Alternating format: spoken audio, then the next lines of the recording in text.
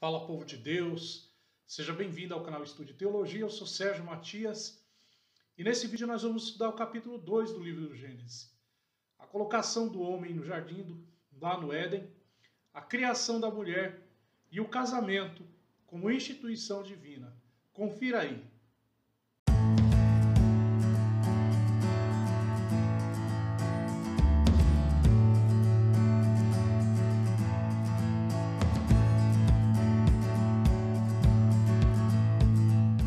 Os capítulos iniciais do livro do Gênesis tratam de temas bem centrais para a fé cristã.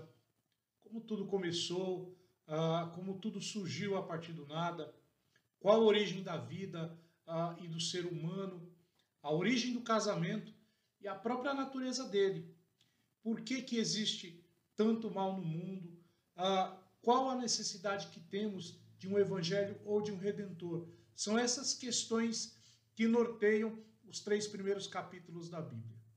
E nesses 3 primeiros capítulos, essas questões são respondidas. E também sem esses 3 primeiros capítulos, com certeza, o restante das Sagradas Escrituras não encontra sentido. Por isso, antes de entrarmos na exposição do capítulo 2, que é o tema deste vídeo, eu gostaria de fazer algumas observações sobre o livro do Gênesis, que faz parte do Pentateuco, os 5 primeiros livros da Bíblia, os 5 primeiros livros atribuídos a Moisés. Queridos irmãos, o Pentateuco é atribuído a Moisés. Talvez não da forma que nós o tenhamos hoje, mas um núcleo central escrito por Moisés e depois, através da revelação divina e da própria tradição oral, esses livros eles estão ou encontraram sua compilação final. Mas é certo que Moisés escreveu esses livros durante os 40 anos da peregrinação no deserto, e particularmente nos últimos anos, quando o povo de Israel estava acampado do outro lado da margem do Jordão, de frente à cidade de Jericó, ali nas campinas de Moabe. Veja, este é o grande contexto da escrita desse livro.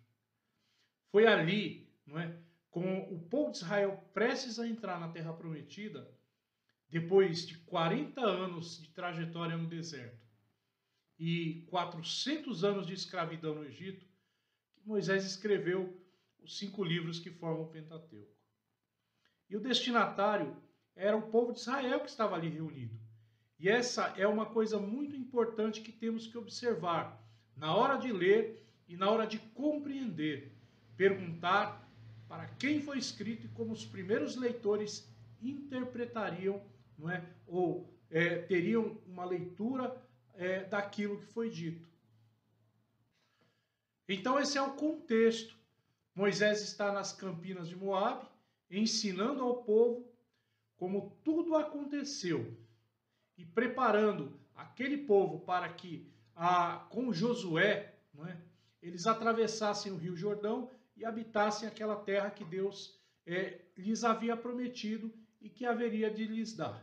Com relação ao Gênesis, dos capítulos de 1 a 3, Moisés escreveu por alguns motivos particularmente necessários, pois ele queria reorientar a visão teológica dos israelitas depois deles terem passado 400 anos no Egito, e onde eles tinham aprendido sobre outros deuses, sobre um mundo diferente, uma maneira nova de viver, a cultura estava impregnada neles, É um período onde eles realmente experimentaram e aprenderam tudo o que era diferente, revelado por Deus, a partir de Abraão. Então esse momento, na verdade, era necessário para reorientar teologicamente e levar a experiência de Deus, único e verdadeiro, todo aquele povo. Veja, Moisés tem uma visão de dar àquele povo um conhecimento, uma experiência teológica e moral para entrar naquela terra e conquistá-la. Moisés precisa relembrar, salientar com que direito, por exemplo, os israelitas iam atravessar o rio e tirar aquela gente, aquelas 7 nações que ali moravam, inclusive mulheres e crianças, e ocupar as terras, as casas e as plantações deles. Moisés quer demonstrar para aquele povo que isso acontece por direito, porque quem fez o céu e a terra é Deus, e o Deus de Israel, e que, portanto, ele dá a quem ele quiser. E essa é uma das coisas pelas quais ele começa dizendo o que tudo começou. Essa é a narrativa primária, principal do livro do Gênesis. Era necessário que aquele povo compreendesse a origem de determinadas leis que, naquele momento, para eles, poderiam parecer estranhas. Depois de 400 anos presos lá no Egito e de 40 anos peregrinando pelo deserto. Por exemplo, não é? Era estranho para eles naquele momento a guarda do sábado. E Moisés escreve, não é? Relembrando a tradição antiga, que Deus descansou no último dia. Era estranho para eles, olhando para os egípcios, a questão da fidelidade matrimonial. Pois Moisés então escreve a eles dizendo que Deus criou o homem, criou a mulher e deu uma ordenança. O casamento é uma instituição divina. A proibição de matar, de roubar, adulterar, não é? Todas essas coisas, elas são relembradas por Moisés quando diz que o homem é criado à imagem e semelhança de Deus. Então Moisés, ao escrever esses capítulos do livro do Gênesis, mostra ao povo que eles estiveram por 4 séculos no Egito e adoravam os deuses estranhos, adoravam o céu, adoravam a lua, as estrelas, não é?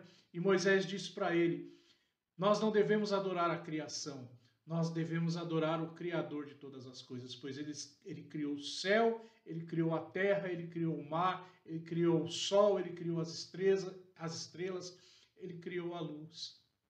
Por isso, aqui nós encontramos algumas das razões pelos quais o livro do Gênesis foi escrito, e de forma muito particular, os 3 primeiros capítulos. Então, voltando ao capítulo 2 do livro do Gênesis, nós vemos que os 3 primeiros versículos desse capítulo, eles pertencem apropriadamente ao conteúdo do capítulo 1. Visto que os 3 primeiros versículos tratam do 7º dia na série da criação. Durante 6 dias, Deus esteve criando e formando a matéria inorgânica, as plantas, os animais e o homem. E, de certo modo, tudo isso ocupa e está relacionado com o espaço. O homem recebeu a ordem específica de sujeitar o que se encontrava no âmbito espacial. Deus inspecionou tudo e acabou considerando isso muito bom. Ele concluiu, então, tudo o que quis criar. Nos 10 mandamentos, a relação dos 6 dias do trabalho de Deus com as coisas materiais para um dia de descanso, ele serve de base para a observância do homem para um dia de descanso. E isso está expresso quando nós fazemos a leitura dos mandamentos no capítulo 20, versículos de 8 a 11 do livro do Êxodo. Esse é um dia estabelecido por Deus e ele deve ocorrer de forma regular. Para nós, católicos, outros dias importantes podem ser estabelecidos e oscilar conforme o nosso calendário litúrgico.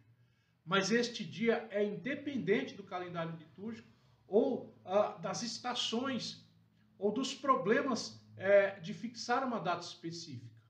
Nesse dia, a ordem de Deus para o homem dominar e conquistar a natureza, ela é colocada de lado e o homem reconhece uma lei que ainda é superior a essa, na qual ele próprio se entrega a Deus. O 7º dia é o dia do descanso, é o dia do homem se entregar a Deus, é o dia do relacionamento com Deus, é o dia do reabastecimento da alma do homem para com Deus. E isto é algo importantíssimo, porque nas Sagradas Escrituras nós podemos verificar a Escritura Sagrada tratando sobre isso. Por exemplo, no Salmo 95, versículo 11, a palavra de Deus nos traz: durante 40 anos fiquei irado contra aquela geração e disse: eles são um povo de coração ingrato, não reconhece os meus caminhos. Por isso jurei na minha ira, jamais entrarão no meu descanso. Ora, nós ouvindo esse salmo, percebemos que há uma alusão de que Deus nega um descanso, né, um sábado, a quem o desobedece. O escritor da carta aos Hebreus, ele se apropria dessa sugestão para declarar que ainda resta um descanso sabático para o povo de Deus. Pois na carta aos Hebreus, capítulo 4, versículo 11, diz: procuremos, pois, entrar naquele descanso, naquele repouso. Então, o sábado indicaria a cessação de atos de desobediência e a aceitação do governo de Deus sobre o ser interior. Uma coisa muito importante que temos que observar é que o núcleo central deste livro foi realmente escrito por Moisés. Agora, o livro foi compilado durante as gerações para chegar no formato que conhecemos. E uma das teorias dos grandes biblistas é que parte dessa compilação ela aconteceu durante o cativeiro babilônico. E uma coisa interessante que podemos notar na literatura do livro do Gênesis com relação ao sábado é que lá na Babilônia eles tinham o sabato, não é? E o que era o sabato? Era um tempo que eles consideravam em que os demônios perigosos eles perambulavam livremente. Então o sábado bíblico é diferente disto, porque ele foi instituído e foi santificado por Deus. Segundo a Escritura Sagrada, este tempo era para ser um dia de alegria e contentamento, um dia de renovação interior, de louvor a Deus misericordioso, completamente diferente daquilo que os babilônicos ensinavam nas suas tradições. Na crença pagã babilônica, certas forças naturais, coisas e até mesmo lugares, animais, eram intrinsecamente santos, eram divinos. Mas em nenhuma parte da história da criação a santidade é atribuída a algo que venha da natureza, né? Tudo que Deus havia criado era muito bom, nos recorda o escritor sagrado. Mas perceba, nada foi considerado santo. O primeiro item que foi declarado santo é a porção de tempo do sábado. Deus reservou o sábado para que nele o homem aprofundasse a sua relação com o seu Criador. Ora, Deus santificou o sétimo dia da criação, estabelecendo com ele uma relação muito especial. Quando nós lemos sobre os 10 mandamentos, retomo aqui, o homem tem que se santificar e santificar repetidamente o sábado, reconhecendo que ele tem uma relação especial com Deus. Isso nós podemos ler no livro do Êxodo, capítulo 20, versículo 8, quando a palavra de Deus diz: lembra-te do dia de sábado para santificá-lo. O fato de, basicamente, a santidade estar associada com o tempo e não com o lugar, um lugar fixo, né? Possibilitou, como eu disse lá no exílio, a construção das sinagogas, por exemplo. Dessa forma, as duas instituições, o sábado e a sinagoga, puderam resistir a todas as dificuldades do tempo de dispersão e de cativeiro. E até hoje permanecem forças poderosas dentro do judaísmo. Então, a Igreja Católica, olhando para essa realidade, diz que é verdadeiro essa questão a respeito do sábado, ao longo de toda a história. Só que aqui com uma diferença. A base do sábado foi trocada do evento da criação para o evento da ressurreição. Por conseguinte isto, o tempo foi mudado do sábado para o domingo. Contudo, o mesmo princípio persiste. 6 dias são dados para o domínio do homem sobre a natureza, mas o 7º dia é o dia do Senhor. Este é o dia que o Senhor fez para nós, alegremos-nos e nele exultemos. É o que diz a palavra de Deus. Então, olhando para isso, eu quero refletir com você a partir do Catecismo da Igreja Católica. Veja o que diz o parágrafo de número 2177 do Catecismo. A celebração dominical do dia da Eucaristia do Senhor está no coração da vida da Igreja. O domingo, dia em que, por tradição apostólica, se celebra o mistério pascal, deve ser guardado em toda a Igreja como dia de festa, de preceito por excelência.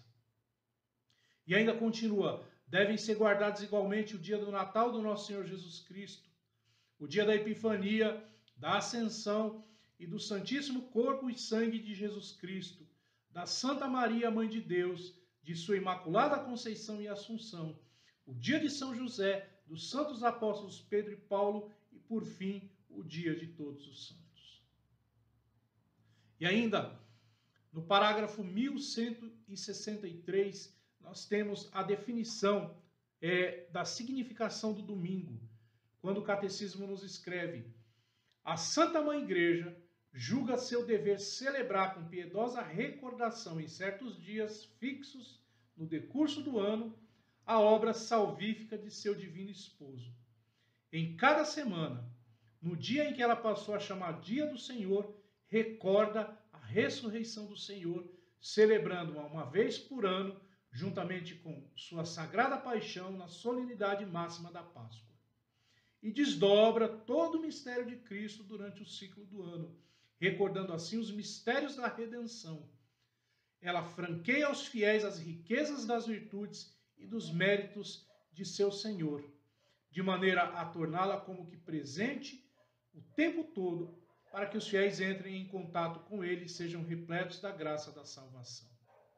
E é interessante que no parágrafo 2190, o Catecismo nos diz que o sábado, que representava o término da primeira criação, é substituído pelo domingo, que lembra a nova criação inaugurada com a ressurreição de Cristo Jesus. Seguindo no capítulo 2, dos versículos 4 e 7, nós temos a formação do homem. Ora, estes versículos do capítulo 2 de Gênesis expressam de forma muito mais detalhada a criação do homem e da mulher em relação ao capítulo 1 de Gênesis.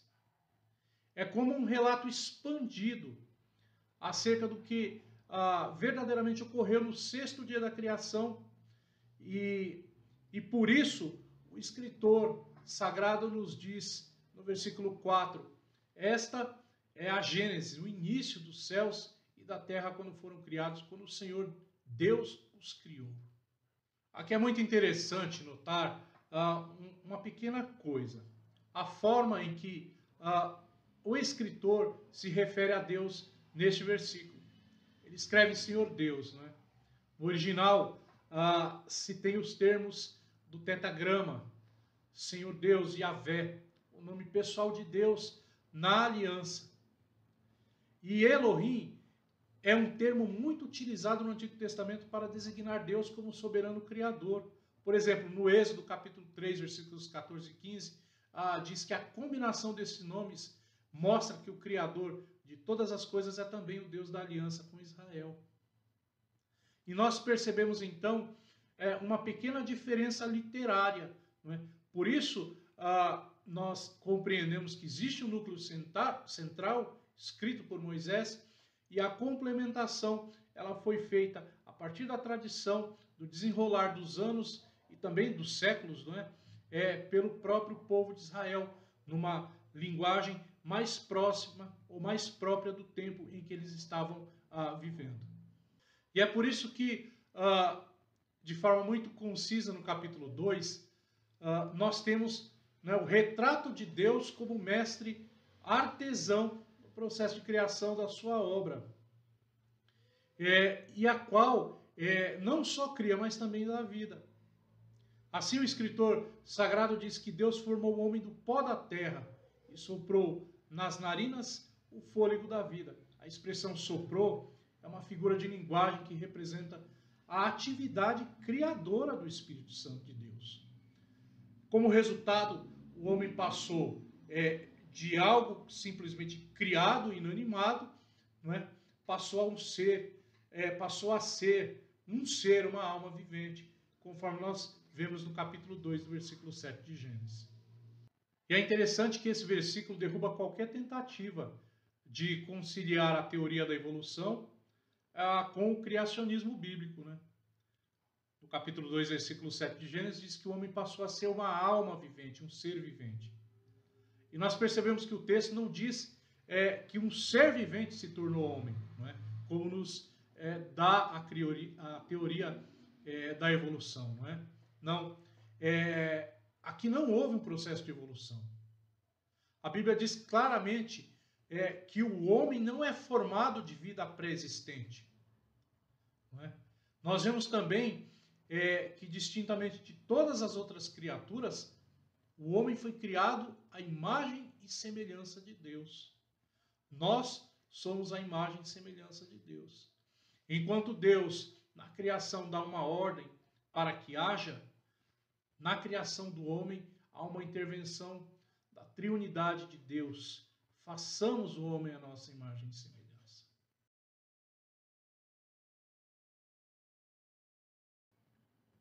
E seguindo o capítulo 2, dos versículos 8 a 25, nós vemos a formação, a criação da mulher e a vida no jardim. O texto bíblico de Gênesis 2 diz que Deus plantou um jardim no Éden e pôs o homem nele. Olha que interessante que muitas vezes isso nos passa desapercebido. Deus plantou um jardim no Éden. Muitas vezes a gente confunde as duas coisas. O Éden é o jardim, não é? O jardim é o Éden. Não. O Éden é um local e Deus plantou no Éden um jardim e trouxe o homem do local onde ele havia criado, da terra onde ele havia criado, e o colocou no meio desse jardim. É isso que nos diz de maneira muito clara o capítulo 2, não é? A partir dos versículos 8 do livro do Gênesis. E esse jardim, ele contava com tudo que o homem necessitava para ter uma vida feliz e de plena comunhão com Deus. E foi exatamente nesse jardim paradisíaco que o homem foi colocado em prova. Deus testou a obediência do homem em suas obrigações pactuais. Veja, nesse contexto, duas árvores aparecem no centro desse jardim e são o elemento de teste do homem. A primeira árvore era a árvore da vida e a segunda árvore era a árvore do conhecimento do bem e do mal.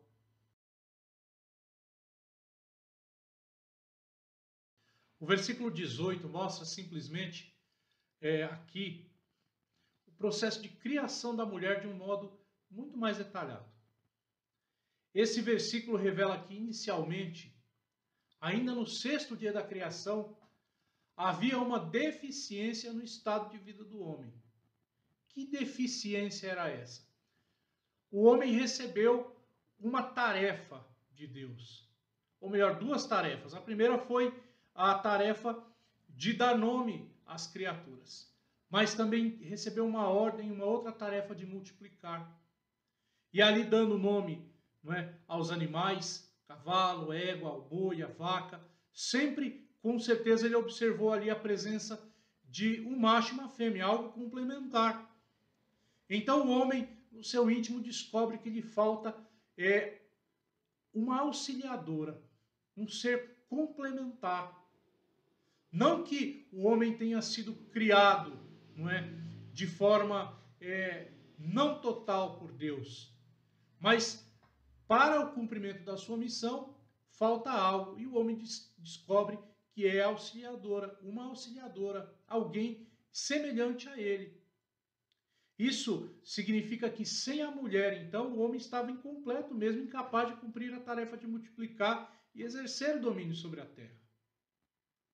O homem foi criado primeiro, e biblicamente isso é muito importante, porque confere ao homem uma posição de liderança. Mas o termo auxiliador aqui não implica de forma alguma a inferioridade da mulher. Mas no contexto que eu acabei de dizer, trata-se de uma inadequação, não é, do homem no sentido de cumprir sua missão.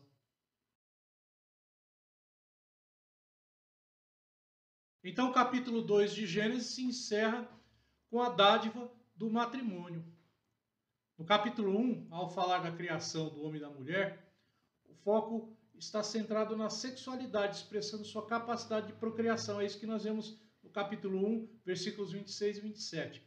Agora, no Gênesis capítulo 2, versículo 25, o foco está no relacionamento.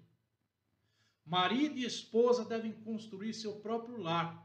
E é por isso que o homem deixa pai e mãe e se une à sua mulher, tornando-se uma só carne, os dois. É claro, meus queridos, que esta é uma abordagem sintética do capítulo 2 de Gênesis. Com certeza tem muito mais coisas que nós podemos nos aprofundar. E é por isso que eu convido você a se inscrever em nosso canal, porque sendo inscrito em nosso canal, sendo membro de nosso canal, você terá conteúdo exclusivo acessando a nossa plataforma digital estudeteologia.com.br. Não deixe de se inscrever. E se você gostou desse vídeo, dê o seu like para que ele seja exibido para mais pessoas aqui mesmo no YouTube, tá bom? Que Deus te abençoe, em nome de Jesus. Até a próxima.